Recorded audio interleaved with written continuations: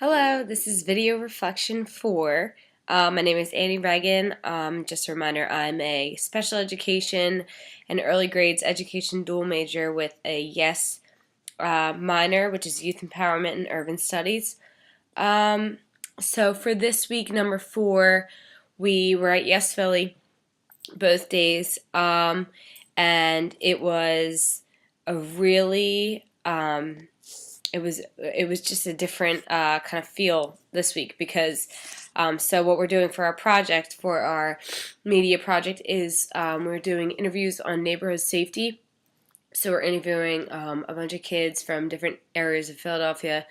Originally, we wanted to do, a couple people from South Philly, North Philly, and West Philly. So we had a little bit of a variety, but we ended up only being able to find West Philly and one North Philly person to kind of talk about their experiences, which was kind of cool because it was, since a lot of them were from West Philly, you could compare, their different stories and their similarities and differences depending on which block they grew up on, male or female, different views and interests and things like that. So it ended up working out really well. So Tuesday, we interviewed 2 students from YES Philly, and really the 2 students in my own group did a lot of the questioning for the project, and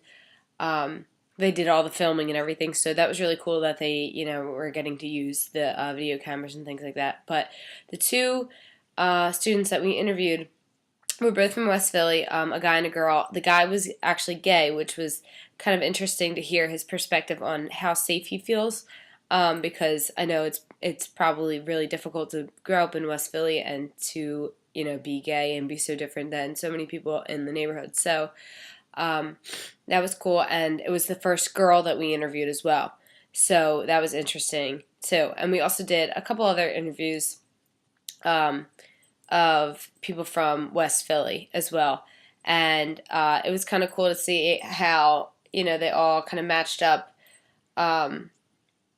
in how they feel about being safe. A lot of the kids said that they, usually just stayed inside and they didn't get involved with violence. And if they did, it was just because they were a lot of times like in the wrong place, wrong time.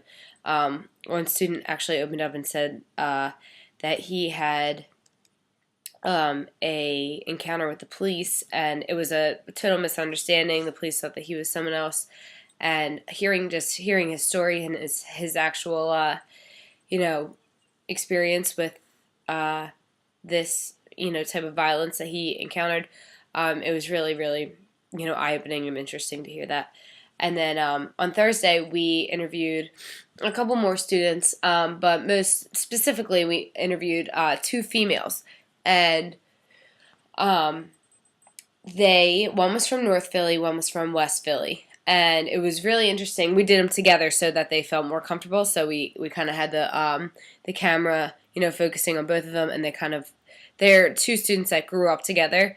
They went to the same high school, School of the Future, I believe it is, and now they go to YES Philly together, and they also live within like the same block, kind of. Then now they live in Allegheny, and so just to kind of make it more comfortable for them, we had them do the interviews together, and they really shared a lot of information.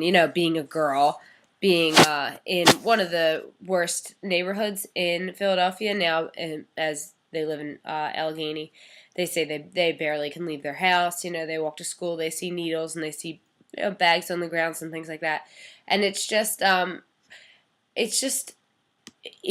really eye-opening to see and to hear these students talk about their experiences because, I don't live in it, so I have no idea. Like, I didn't know that the violence increases so much in the summertime, and how the students don't really look forward to summer in a way because everyone's outside, it's hot, everyone's out of school, so the violence is like insane.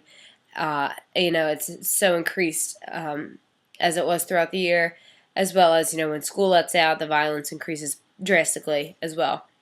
And a lot of the students said that the violence that they see or that they hear about is just normal. They said, that's just life.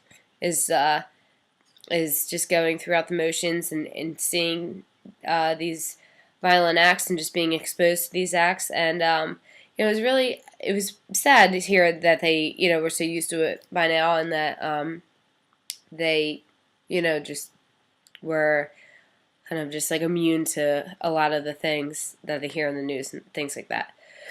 So going forward, I am really, really excited to put together the whole video.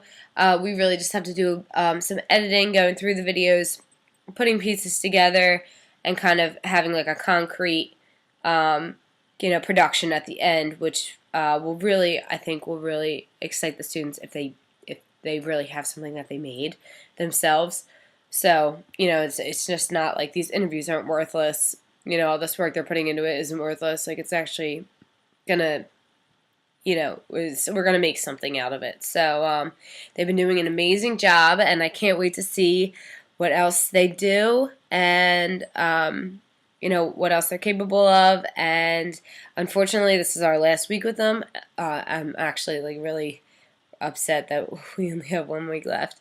But I'm excited to kind of power through these next couple days with them, and to see what things that they can accomplish. So thank you very much, and I'll report back in a week.